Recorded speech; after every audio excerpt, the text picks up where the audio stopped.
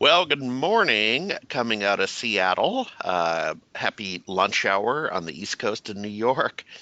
Late afternoon over in Europe, and I don't know what it is in Asia. This is an unusual time for us. We're doing a 9 a.m. Pacific rendition of the MSP Tech Talk Summer Quarter Series. But first, a little bit of housekeeping is always use the questions feature in your control panel. I'll be monitoring that to ask your questions of our guest and his topic. I'll introduce the gentleman in a moment. Shout out to Exclusive Networks and Fortinet for being well-behaved community sponsors that keep us on the air. As you know, we try to think in terms of being national public radio or public TV and having well-behaved sponsors that make it all possible. So give them a tip of the hat and a second look, if you don't mind, to support the community. And a couple of updates. Last week, busy week, attended the CompTIA ChannelCon conference in Las Vegas. I like it. It's always a good conference for me. It's different. It's only 31% attendees, and it's actually 47% sponsors and vendors. The rest are press and VIPs and so on. So it's a different conference. However, it's always been that way, and my expectations have always been managed.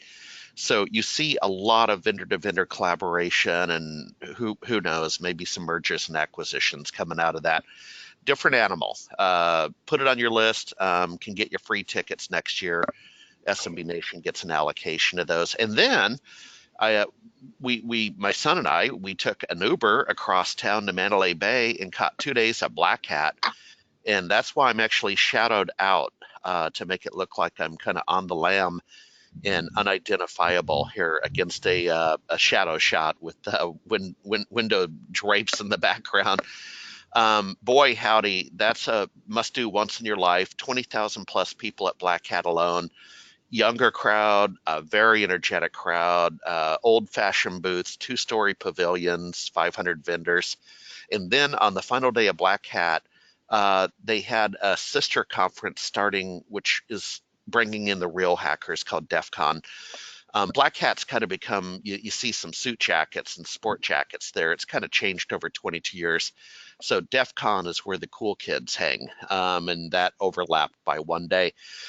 Coming up, you'll find me at Solar Winds in Atlanta, Georgia, right after Labor Day, and you'll find Harry Jr. at Channel Pro in San Jose right after Labor Day. So, like I say, a little bit of housekeeping. Hope to see you out on the road, folks. And uh, so today, let's move forward.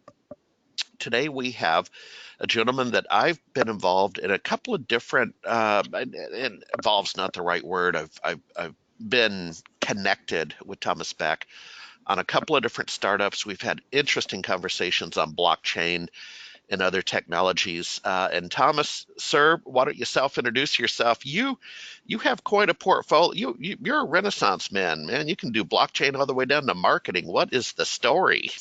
Yeah, thanks, Harry. That's it's a little hard to explain sometimes, but basically, I've always been on the revenue generating side of connecting new exciting technologies to business value. So from unified communications, contact center, artificial intelligence to blockchain, at the technologies may change, but how you connect those technologies and actually derive business value from either building them or supporting or deploying them is where I'm always at that layer. So that's why, you know, I'm involved in a couple different things, but it always comes down to how do we make money on this? Amen. Okay, you're in the right classroom for your lecture, sir. Let's get started. All right, thanks. So let's a little bit more, just briefly about me. I've got over 12 years of experience running different channel programs with MSPs. I've worked with over 300, and one of the things, if you've ever worked with me on one of the companies I've been working with, I know it's all about connecting our value to the customer and working with the MSP so you have real value derived from the exchange as well. Some vendors are more or less good at that, but I think it really always is a partnership. And with that experience, I found that there's a real opportunity to help drive some best practices of how to get more out of your marketing budget, or how to start investing maybe a little bit more in marketing. I work with a lot of MSPs, and some people tell me, really, we're all about word of mouth. And like, that's wonderful. If you can carry your business on word of mouth, that is super impressive. Um, but then the question comes, well, how do you scale that? And that's kind of where things hit the ceiling. Well, I'm not really sure. Our word of mouth is what we've got, but we're kind of hit the ceiling. If we want to go to the next tier up, what do we do? We're not quite sure. So today, we really want to cover the ins and outs of what works and why. And then I want to go through the step-by-step structure of the buyer's journey. So it's a matter of starting with a different perspective from the buyer's point of view, and then re-envisioning what your marketing strategy and tactics are to align with that, to make buying more frictionless and you make more sales. All right. So before we get started, everyone who signed up must have had some kind of question or inquiry or thing that they wanted to hope to find out today. And I want to make sure that we have enough time to that thing right now before we get started, put it in the questions panel. Okay. And, what do you want to learn? Anything that has worked for you that you love, you want to share with the group. Anything that really hasn't worked, you might want to discuss to find out like why it might not have worked. We have enough time that we can dive into that if we don't address it already through the regular agenda. So don't be shy. I love to have a back and forth exchange with the group. Thomas, can I ask you a question? In your control panel, at your level as a presenter, can you see the questions drop down? I can. Okay, thank you. All right, because yeah, boy, we're probably going to get bombarded with observations, and I can't read that quick or talk that quick. Okay, No, please I love continue. it. I love it. So if we're gonna, and just to kind of balance, if there's something that's a question that we're going to cover coming up, I'm just going to ask to wait to address that. If there's things that are kind of unrelated to what we're talking about directly, we'll save those for the end. If it's something directly about what we're talking about on the slide, I'll talk about it then. Okay. So one of the things working through these different, technology companies, working with MSPs, it really drove me to create a new business called Varial Agency. And this is really the culmination of all of my experience, my partner experience, who's a world-class creative director, creative designer. And we wanted to make a no BS marketing services agency focused on the tech sector. So whether you're a startup business, a technology service company, or an established or mid-market company looking to grow or enter new markets, that's our focus. It's connecting, like I talked about, technology to business value. So that's the company identity that I'm associated with. So now that we've got that out of the way, I'm going to get right into the brass tacks of how we drive revenue. So first off, foremost, let's get to the philosophical, meat of the issue. What the heck is a sale when you really break it down and strip away all the externalities? Like at the very core, it's the transfer of belief from one human being to another. And so how you accomplish that transference, there are millions of ways to do that, but that is the core. And if you keep that in mind, it really helps you center your thinking about every decision you make about how you represent your brand, how you reach out to new and prospective customers, how you propose, really every interaction. It's like, how am I transferring the belief that I have in my services to this other individual so they feel safe, comfortable, and potentially excited about working with me and exchanging value for a sale. And we talked about earlier word of mouth. I've heard it a lot. I bet half the people here have said it. Hey, I use word of mouth. That's all my organization needs. I've been running this business for 15 to 20 years and it works. And I think that's wonderful. But if you want more, and I'm guessing if you signed up for this webinar, you do, we want to look at why is word of mouth working, and that is related to that transfer of belief. When you working with word of mouth, you already have a relationship between two parties. So that doesn't have to be established. You don't have to find a stranger on their internet, send a mailer to people in the neighborhood or the vertical, do advertising or mailers to try to find that relationship. It already exists. So that's probably 30 to 40% of the difficulty in creating new business is wiped away when you already have a pre-existing relationship. Second, there's probably trust. So if you have a relationship, we typically don't have a lot of relationships with people we don't trust for very long. So part of having that relationship means there's establishment of trust. People are going to at least give you the time of day to hear what you have to say about a topic. Like, hey, these guys are great. These guys are terrible. Don't ever use those people, right? That carries a lot of weight because of that pre-existing relationship and because there's trust. And thirdly, it's the right target person with the right identified need. So let's say there's a person that is, maybe expanding their business. They want to open a new office. They want to put more of their services in the cloud. They're worried about cybersecurity, and they talk to their buddy Joe, and Joe says, "Hey, I work with these guys XYZ Co, and they've been great for me when I expanded my business. You should talk to them." Great, we've already connected a target person who has explained that they have identified need. They're basically asking for help typically, or expressing the need that they have, and someone else sees that need, that is trusted, they have the relationship, and now they have a connection. So now at that point, you're about 90% of the way through of making a sale. And that's why word of mouth seems so easy. But there's really a lot going on that we need to evaluate and try to replicate when it's not word of mouth to create the same type of success ratios. And finally, there's the capacity to buy. So yeah, maybe someone's expanding, but they don't have any money. They can't possibly afford what you have to offer, and they're just kind of winging it.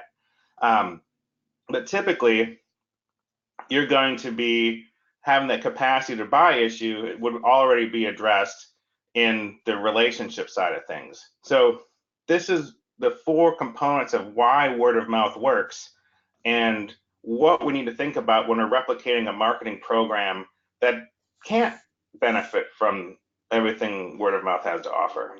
So Thomas, if you don't mind, part of my job is to both interrupt and annoy you along the way. Yep. And the reason, and I believe I made mention, I just have returned from a 5-day working vacation in Anchorage, Alaska, grew up there, yada, yada, yada. Well, the reason I went up is we had a technology makeover contest in Q2 where an MSP wins a day of Harry for what that's worth. And I have a little deck. I have a little workshop called Finder, Minder, Grinder.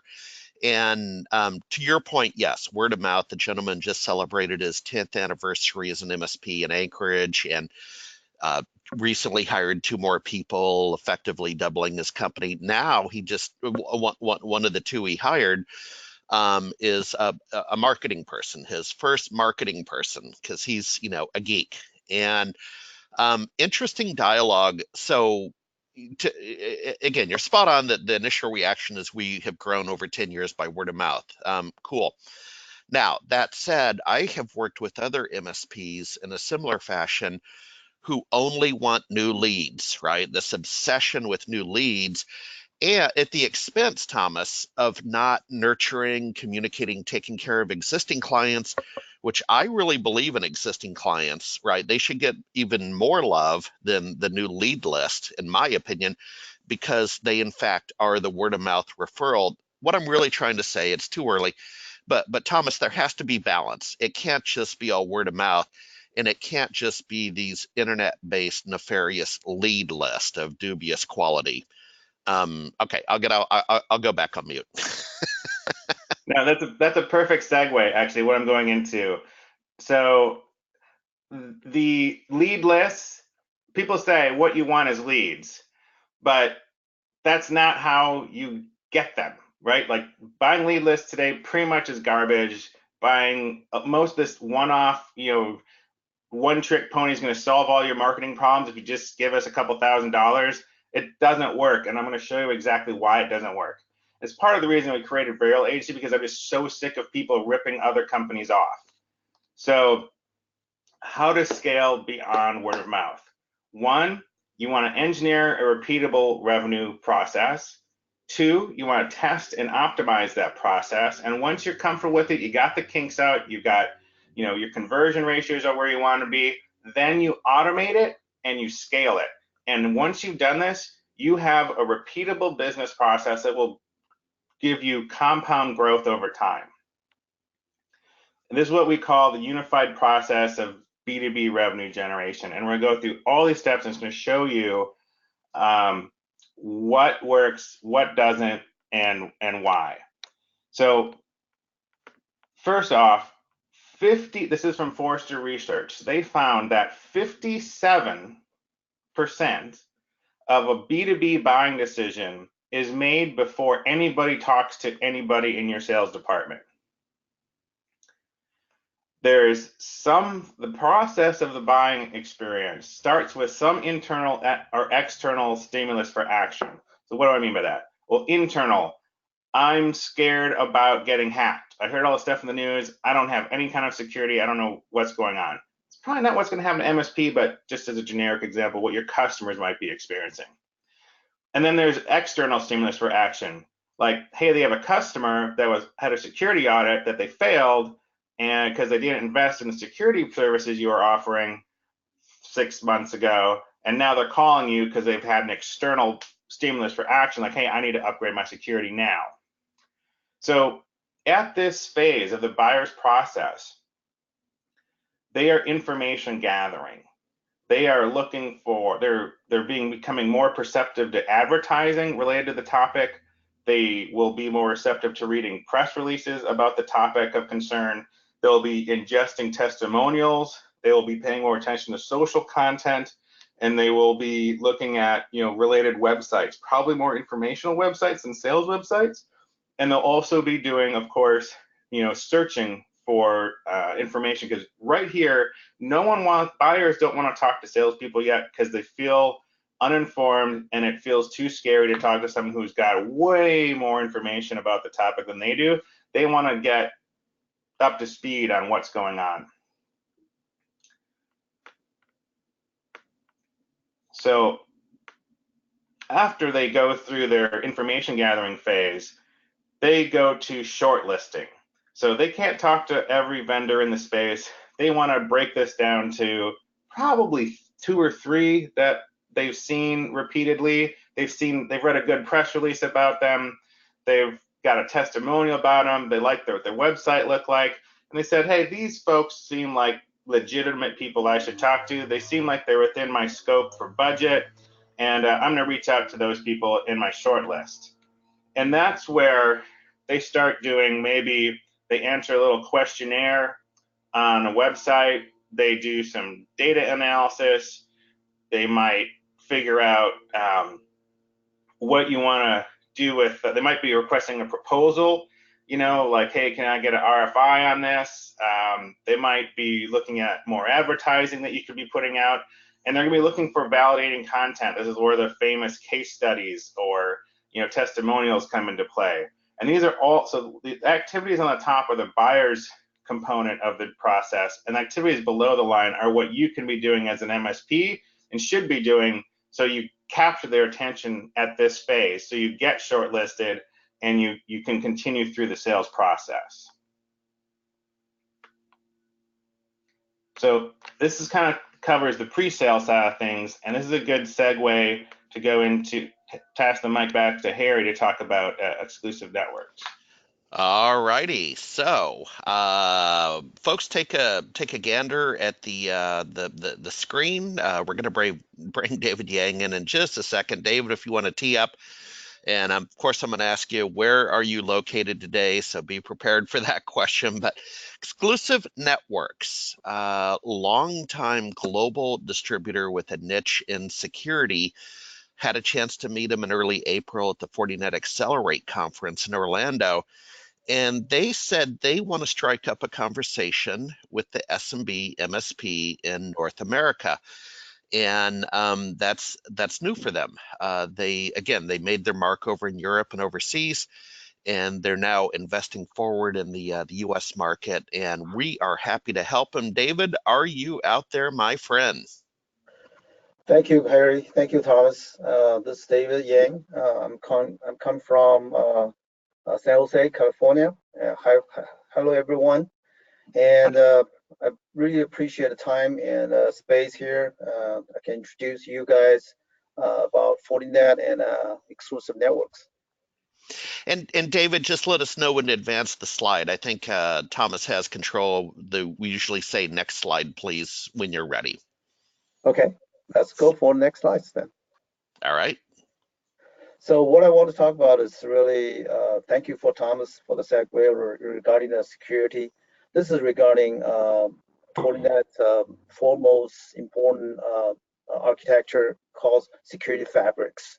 So as everybody knows, today's we have cloud, we have all kinds of endpoint devices, we have laptop, we have mobile devices. So according to industry analysis, there's a cloud's top one security concern. The second one is all the IT devices, IoT devices, endpoint devices. So we're talking about all the endpoints all the way to cloud and including all the middle pieces, all the network devices, everything. That's the top concern for our securities.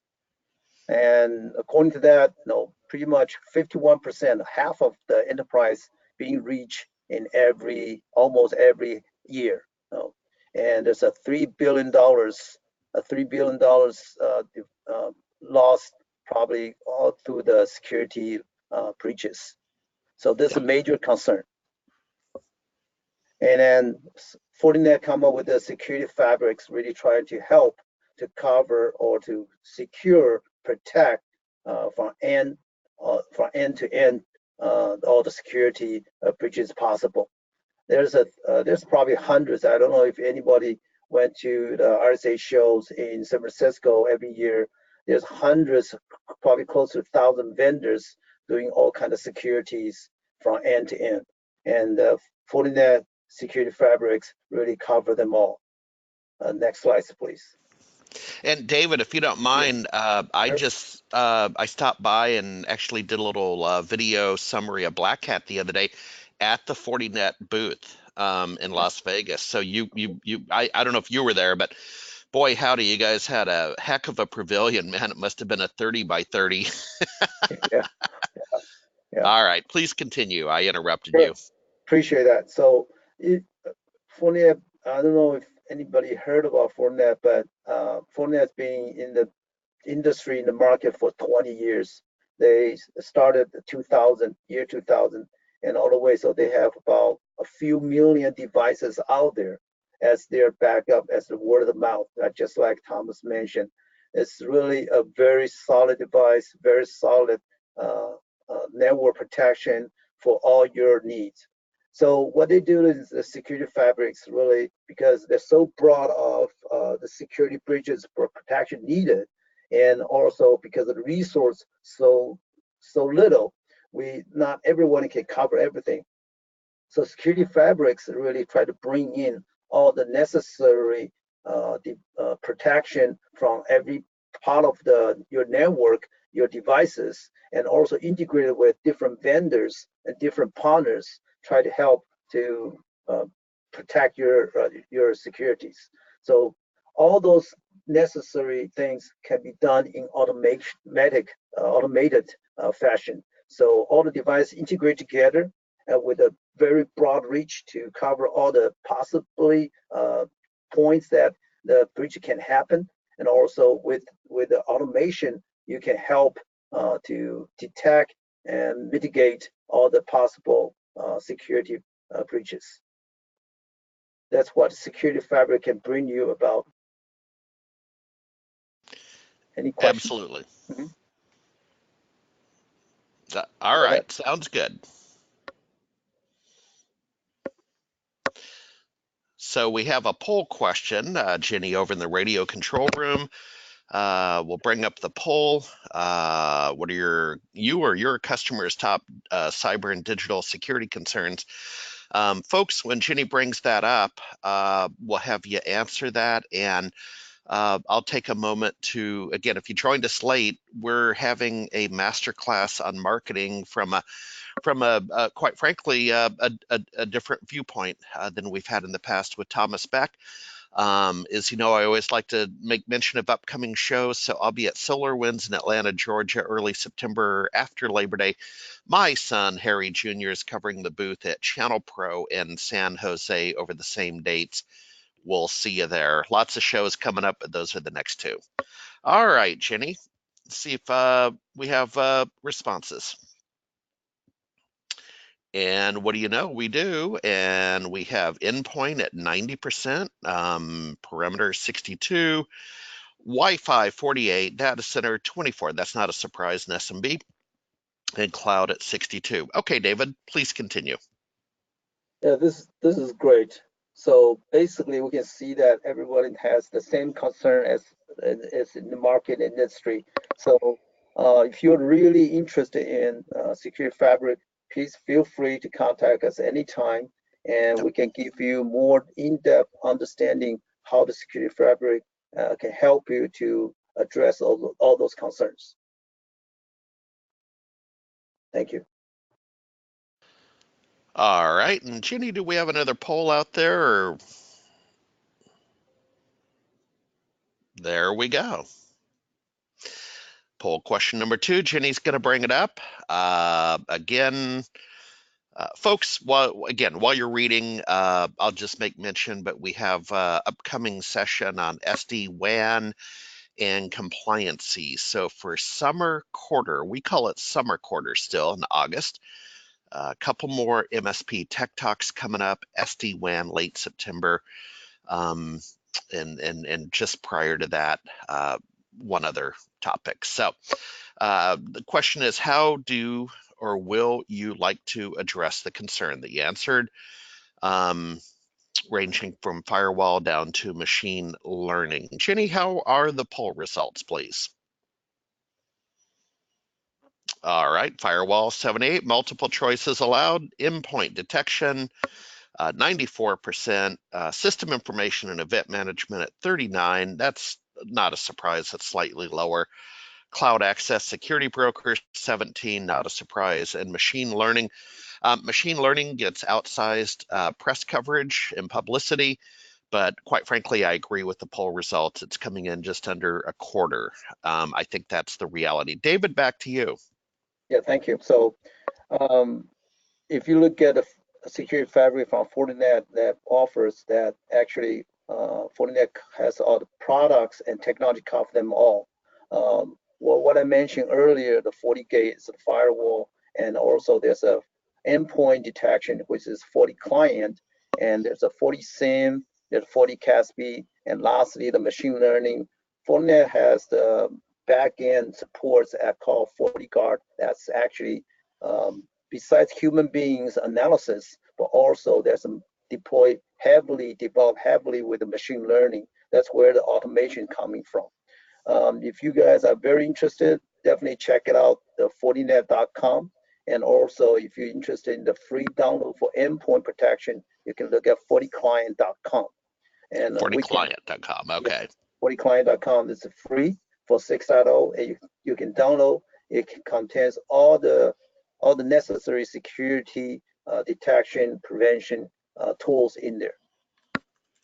Okay, and David, I'm putting in, what was that, FortiClient.com? Yes.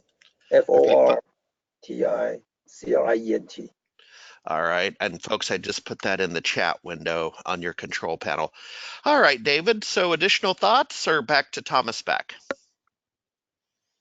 Thank you very much. Hope to see you guys soon.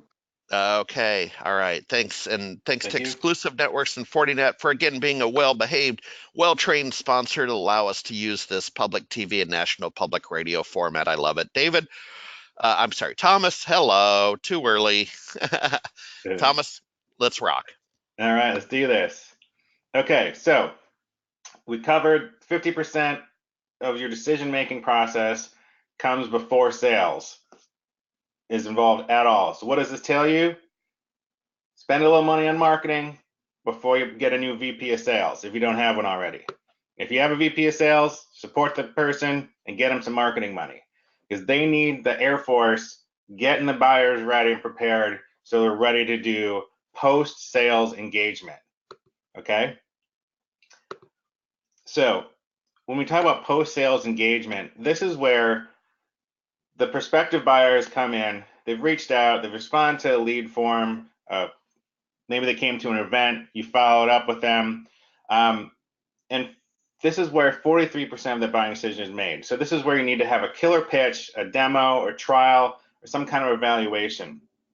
And the scary, scary, scary truth of the matter is 88% of buyers don't want to interact with your salespeople at all. And the rest that do so with fear and trepidation and do so reluctantly. So, you know, the kind of like this old idea of like, just get me the Glengarry leads and, you know, my hero sales person will go in and slay the dragons and bring me the money. That just doesn't work anymore. We've got to lay the groundwork, get the buyer prepared to make a purchasing decision, and then you have to facilitate them understanding that they've come to the right place, their shortlisting was correct, and you are the best company to choose to work with. So we have to keep the entire process in mind, especially at this point, because this is where you can really lose them. If there's a jarring difference between the marketing they've seen and the first interaction with sales, which is a demo, trial, or pitch, or some kind of eval, that disparity can create a cognitive dissonance where they're just like, this is too weird, this doesn't match up, and they might not very in depth analyze that, but internally they'd be like, this is sketchy, I don't like these people, I'm out. There's a critical transition, and why you have to keep the entire process in mind of the buyer's journey to win. And this, I'll point out here, if I think what we're starting to see, what I'm trying to illustrate is, this is why, because there's so many steps involved, this is why the one-off buy a lead list or send one email and expect magic just doesn't work.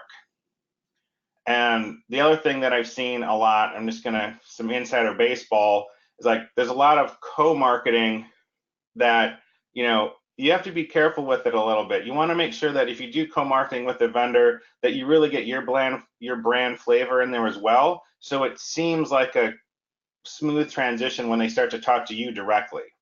So just kind of things to keep in mind when you're engineering this. So let's say you've had a successful pitch, a successful demo or trial or evaluation.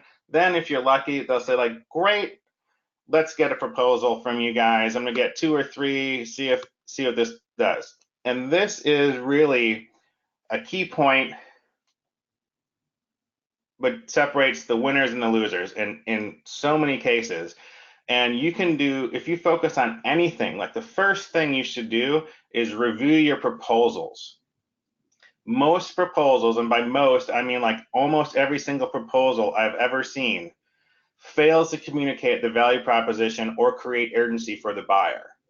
So the typical proposal is some kind of excerpt of, looks some kind of like an Excel spreadsheet and like item, quantity, price, extended price, total, and that's all that really gets communicated, and maybe your logo's on the top, right? So what happens with that proposal? Well, typically there's a technical person in the organization you're talking to. They're going to take it to maybe the CEO or the CFO or the board or all three. Those people don't have very much information. They haven't been spending this whole buyer's journey time getting boned up on the domain. They just see a price and go, eek, why do I have to spend for this much money on something I don't even understand? So you want to make sure that in your proposal, you spend a little time, and I'm talking at the very beginning with a little summary of, this is why you should buy this, person who doesn't understand this at all and is just getting roped in right now. You know, if you can quantify and illustrate the value proposition of what you're proposing at the front end, an executive summary style, like paragraph, sentence, bullet points, the shorter the better, but communicate it, and then go to the price, you're going to win way more, like twice as many proposals than, you know, just sending over like the spreadsheet of price with not much explanation. And I'm not talking about, hey, our company is great, this is what we've done. I'm talking about what it means for them. So that's Yeah, and Thomas, what I've done over my career, and you know, it's a den of thieves out there, but keep a proposal file and take best of breed aspects of other proposals you've seen. It could be a prior industry, a prior job, or whatever. But guys, all the knowledge in the world exists today. You just have to go find it. So you don't have to look at document one necessarily and try to come up with a proposal template that you know, you're right on about adding certainly adding more context and value. And I myself need to work on a sense of urgency. Maybe the, if you sign today before 5 p.m., I'll give you 1% off, or it's the end of the month, am I drinking champagne or beer? right. So go ahead. Right, no, because exactly. Or, you know, 500 companies in your exact industry, Mr. Customer, are hacked per day, you know, or, you know, like TikTok, buddy, you know. So there's a lot of ways to do it, but it's always thinking about them, always thinking about their journey, and recognizing that this gets passed around in most organizations these days. There's more than one decision maker. So this is, after proposals, you have negotiations. And this is where you want to be careful that, and this is getting tougher. You know, I've been in sales for almost 20 years, marketing for 12 of that. And this is where I see more and more people trying to use sales tactics from 8 to 10 years ago that everyone has grown tired of, and most buyers know how to deflect like an electrified fly swatter. So you really want to avoid off-brand or uncomfortable sales tactics that set yourself up for contentious negotiations. So, so Thomas, would that be the dialect you use? Like, you know, I remember, I'm just grabbing at some thoughts I had, but you know, in the 30 years ago, 20, 30 years ago, all of a sudden I started hearing the word conversation, like, well, let's have a conversation. And then you would also hear the word opportunity. And now that seems kind of stale, right? Like, well, I don't know if I want to have a conversation about opportunities with Mr. Salesman, but you know what I'm saying? That there's a certain dialect where words are kind of long of tooth. Oh yeah, I mean, this is where it becomes a 3-hour presentation if I'm not careful. But so I've been through all of the sales programs, and you know what you're talking about is right. Like, there's the solution selling, there's customer centric selling, right? And that's where you're speaking to, like, we have an opportunity, or we have, you know, that sort of conversation. The fact of the matter is we're all too busy. No one wants to have a conversation starting from scratch. They want you to call them and say, Mr. Customer, I know that companies just like you have this problem, and this is how I've helped 12 companies exactly like yours do this exact thing in this amount of time, and, you know, with a very light impact on their budget. We're low risk. You know, you want to start there. You've got to already be in their head to start the conversation today. You can't start from scratch because they're like, I don't have time for this. We're all too busy. So that's kind of like the historical problem with like customer centric and solution selling. The other selling style that's becoming more in vogue the last 3 to 5 years, I've got mixed emotions about. It's called the challenger sale. And it's a little bit more like, hey, you kind of interrupt the customer and challenge them, like, hey, this is so great. I already asked you all these like 5 trick questions to get you to concede that you need what we have to offer. And I got you to say yes to these. Like, why don't you buy now? It seems manipulative. I've had it presented to me, you know, trying to sell me products and services 100 times. And it's like used car sales, icky.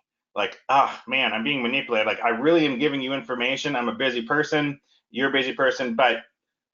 And now I know when I hear the first question, I can smell it. Like, you're just trying to use information against me. And I'm giving you information for you to help me, and you're being manipulative, you're destroying trust. So everything you've done in your marketing process to get the buyer to this point can be destroyed if you pivot to like the wrong type of approach. If that makes sense. Yeah, yeah, good stuff. Keep going, man.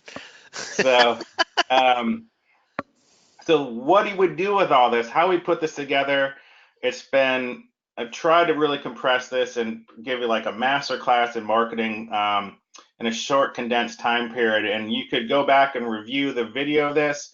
You can use it to whiteboard, like what's your buyer's process look like?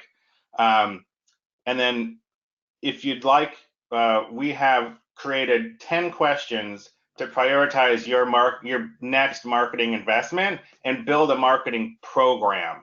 So these 10 questions are very really simplified, but we've built a complex algorithm on the back end that based on your answers to these questions, we can help prepare you the way you're going to get a total plan where you get the best bang for your buck as fast as possible. Because there's a lot we covered, like what do I do first? I can't swallow this whole elephant all at once. And we understand that nobody really can. Like if you're going to make a marketing investment tomorrow, where should you spend money that's going to make the biggest impact the fastest? And we've created these 10 questions. You can grab a screenshot if you'd like, or review it in the video. But these are the 10 questions on the left, and all you have to do is, indicate what your answer is of one of these three options.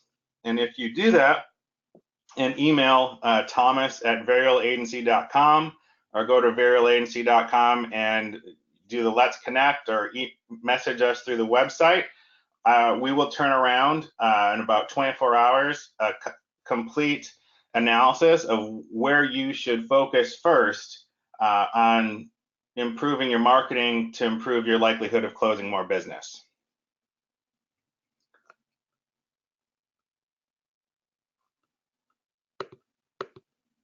So that concludes my presentation component of this webinar, and I'm happy to address any questions that people might have with the remainder of time.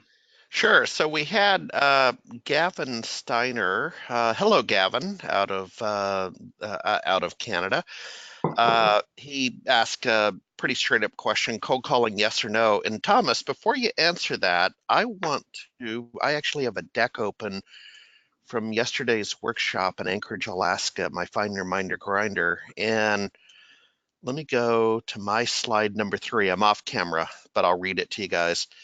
I took some statistics from a large Microsoft vendor that's a call center for the Microsoft Partner Program. So folks, if you ever got a call regarding the Microsoft Small Business Specialist Program or Action Pack or whatever, it's typically this large Microsoft vendor that's doing it. Thomas, they're called VDashes, as you know, they're vendors. And they had a stat that Telly, which they call cold calling, Telly delivers a 45% increase in opportunities. And they would know because they're doing it all day, every day. And I'm just looking at my screen. Again, I'm off camera, off screen on that. But it was interesting. Now, of course, they would be promoting call center time because that's what they do. Now, there is some there, but I always balance that, Thomas, with my experience at SMB Nation with campaigns where in this day and age, man, we're getting 90% voicemail, hang up, not answer, with the new and spam. So there's two sides to that coin. Thomas, the question is from Gavin, cold calls, yes or no? I hate to be like, it depends, but let me give you I'm gonna be I'm a marketing sales guy, so let me be totally straight up here. In general, I say probably not. Not Yep. if it's your first investment, definitely not. And if you do it, how I have seen it work is have your research put together. right? Really drill down in like, these are the customer types we're going after. These are like the verticals. These are the size of the company. These are the geographic areas. These are the people, the titles in those companies. Maybe if you can find out what their tech stack is, a lot of people publish that now, and you have some kick-ass referencing that you can make that cold call, and that dialer can say, Mr. Customer, I'm with XYZ company. I know that companies just like yours are struggling with the cybersecurity threat, and they're struggling to protect all of their BYOD devices out there and moving to the cloud. We have solved that problem for customers exactly like yours. Would you be willing to spend 15 minutes with me, or to talk about this problem, right? Something like that, where it's you've got the target and a killer message. That cold calling can work. Anything short of that, cold calling is like spam email. Yeah. It's just like, it's not on target. It's the wrong people. It's the wrong message. It's just doomed to fail. Yep. All right. We have Amy Wilkes asking, Thomas, what is the best social media platform for an MSP? You know what? I love all of them, Okay. and there's different reasons depending on what you're targeting. LinkedIn, Twitter, and Facebook all have different targeting mechanisms. Some, are better at, interest. LinkedIn is better at finding people with a certain type of interest, and then second, I would say, is Twitter, and then, third, but Facebook is very good at finding like affinity groups and more friends of friends that are interested in something like you. So based on what you're trying to target, what we do is we look at, and we have all these tools, right? And we can analyze beforehand what the spend will be targeting the specific type of audience you're trying to get to. So short answer, it depends. Long answer is, depending on what your target is, social is amazing. I mean, it's why these companies are making billions and billions of dollars, because it's amazingly efficient at getting your message in front of the right people. Yep. All right, Corey Newman. Corey, this is maybe more of an observation, Thomas, than a question, but certainly your comments are welcome. Corey Newman says, the salesperson that calls, not very familiar with the product, can't provide any pricing, calls 100 times, but must, in all caps, but must set up a web conference with a sales engineer that goes through the script. So I feel your pain, Corey. I feel your pain with what are they called? BDR, business development reps, or whatever. Thomas, more of an observation than a question. I see that. I know what you're talking about, and yeah, it stinks. Honestly, I had a problem. I've got a T-Mobile cell phone plan, right? And they bungled up my voicemail, and I couldn't get voicemails even though my voicemail box was totally empty. Everyone called and said it was full. T-Mobile seems to have restructured their program, and they say, like, when you call, it's like, hey, this isn't the same way we did things before. We have specialist teams that can cover the entire problem umbrella that you could be experiencing, from billing to technical to this, I don't know how to do it, and we are going to work with you to resolve this on this one call. So I see companies starting to move to that, assembly line type of selling, which Yeah. I kind of cringe at, to like really customer focused selling. I realize my customer has a problem. Let's get them off the phone and get them happy as fast as we can. Apple's doing the same thing. I see a move happening, but yeah, the last 7 or 8 years in sales, I've seen a lot of that assembly line selling. They really partition, like, just get the appointment, then do the sales engineer call. Oh, yeah. Yeah. Yeah. And it's always, again, just, I don't know, just a random thought, but it always kind of seems like it's almost a lifestyle benefit to the salesperson. So they're always using a GoToMeeting, and they live in Steamboat Springs, Colorado, and it's all polka dot and puppy dog tails for the salesperson being able to work mobily and just do basically webinar hell all day. And I don't know, man. It just, yeah, it's a I'm tired of it. Let's move on. We have Buddha asking, Buddha Leduc, do you have any advice on qualifying leads quickly? Yeah, do it before you call. Um, I don't want to be facetious. So there's one way to say like, hey, you're trying to get that lead, but if a lead just comes in, you want to try to qualify them, and so you don't know what the lead is, like maybe coming from a third party vendor, maybe you did buy it. Yeah, I mean, it's I hate to say it, but there's just a little bit of research, like LinkedIn them, figure out what their annual revenues are. Do they have the number of I break it down to typically like revenues, number of employees, and vertical, and you can find that all out pretty quick with free online tools.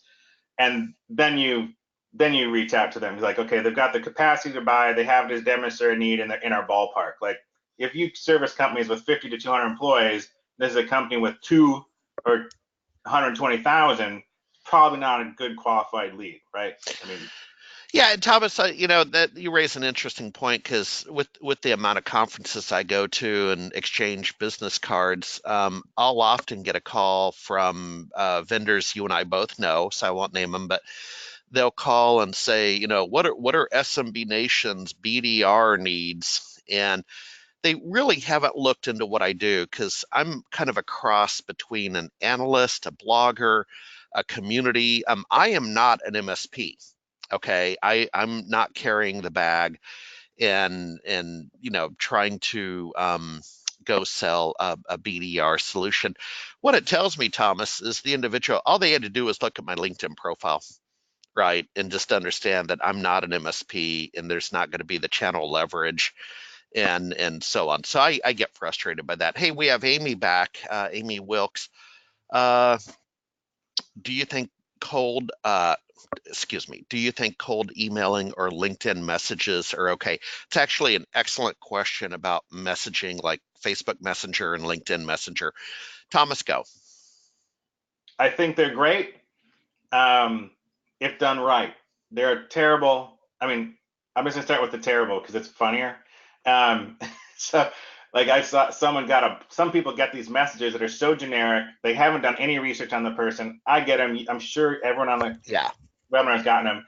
And then the CEO gets so mad that then they repost the post and say, "Look at this terrible message I got." Like it is just a public shaming now. So not really what you want to do. But I've done, geez, I get a ton of business finding companies. Like if I get a client, I will look for other clients, potential clients, very similar to them, Yep. ideally connect with them and say, hey, I just helped so and so. You're connected. We've got trust established. This is what I do. And I will think about like a mini proposal. This is how I think I can help you today, right? If it's personalized, I respect that. Like you did your homework. You're thinking through my problems. You're here to help. Awesome. Generic, terrible. Yeah. I'll tell you, I use LinkedIn messaging and Facebook messaging a fair amount, but Thomas, it's to people I already have a relationship with. And so I don't do the LinkedIn, sales navigator, $800 a year. Probably should, but not today. And so I'm not the guy that's sending out the generic LinkedIn. We have a great crew of developers in SQL and C++ to help you. No, these are targeted messages. They work for me. And Thomas, where it typically works will be a fairly senior executive. So I'm kind of thinking of a corporate vice president at Microsoft that moved on to a well-known cloud storage company, again at an executive level. Well, I don't know the gentleman's real email address, right? That at his new job. Guy changed jobs, and I do have a relationship, and I can drop a LinkedIn note and at least do a hello.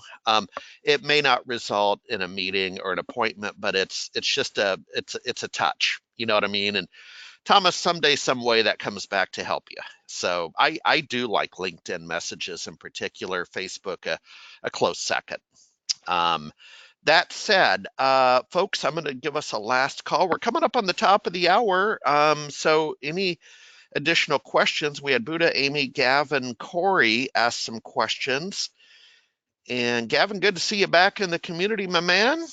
And appreciate your questions and participation. So, folks, last call for questions. And if we have no such questions, man, I can't believe how early it is on the West Coast with our new testing August Wednesday at 9 a.m. Maybe Thomas, the idea behind this when we sat down and planned with you was we know that the tides are going to be favorable this afternoon in Puget Sound and people are going to be on their boats. So, and speaking of which, you're headed out to the coast. You're headed out to the coast, my friend. So enjoy your family time away. Thank you. And Gavin says, if you don't mind, Gavin wants to speak with Thomas. That's great.